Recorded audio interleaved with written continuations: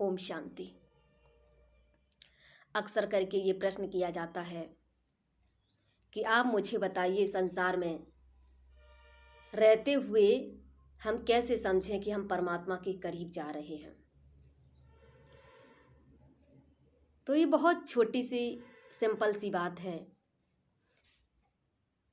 कि परमात्मा के समीप जाने वाली आत्मा निंदा स्तुति हानि लाभ जय पराजय यश अपयश से दूर होगी। वो हर स्थिति में और हर परिस्थिति में समान होगी।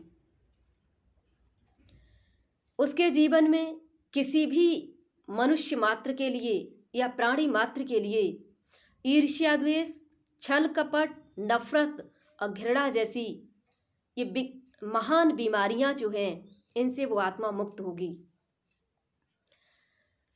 और उस आत्मा के जीवन में जाति पात ऊंच नीच की भावना नहीं होगी।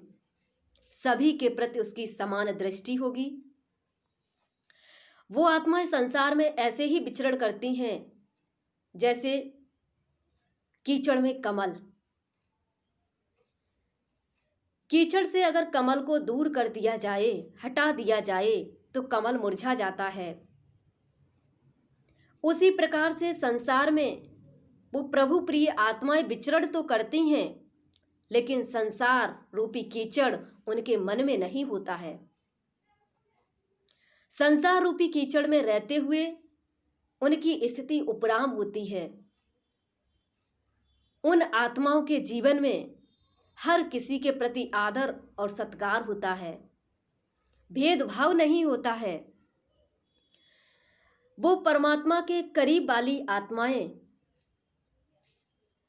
जहां भी बैठती हैं, वहीं पर परमात्मा का ध्यान कर लेती हैं। उनके जीवन में ये नहीं होता कि ये मंदिर है, ये मस्जिद है, ये चर्च है, ये गुरुद्वारा है।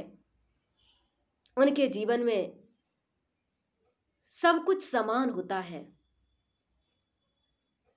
जिसके लिए किसी ने बहुत सुंदर कहा है कि इस संसार में कोई भी अपना नहीं है और कोई भी पराया नहीं है। सब अपने हैं और फिर कोई अपना नहीं है। ये उनके मन में भावना होती है। दूसरा कहते हैं कि उन आत्माओं के मन में स्थान का कोई विशेष महत्व तो नहीं होता है। किसी ने बहुत सुंदर लाइनों में कहा है कि मुझे एक घर बनाना था, मगर ये क्या बना बैठे, कहीं मंदिर बना बैठे, कहीं मस्जिद बना बैठे। परिंदों में फिरका फिरिश्ती नहीं होती, कभी मंदिर में जा बैठे और कभी मस्जिद में जा बैठी। उन्हें ये नहीं अभिमान होता है या भान होता है कि हम किस जगह पर हैं। वो जहां भी बैठते हैं प्रभु के प्यार में मगन हो जाते हैं। कहते हैं कि संसार एक सृष्टि रंगमंच है जहां हर एक कलाकार है, अपनी अपनी कलाओं का प्रदर्शन कर रहे हैं।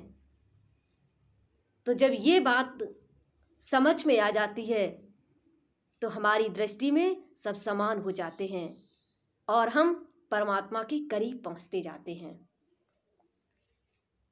ओम शांति।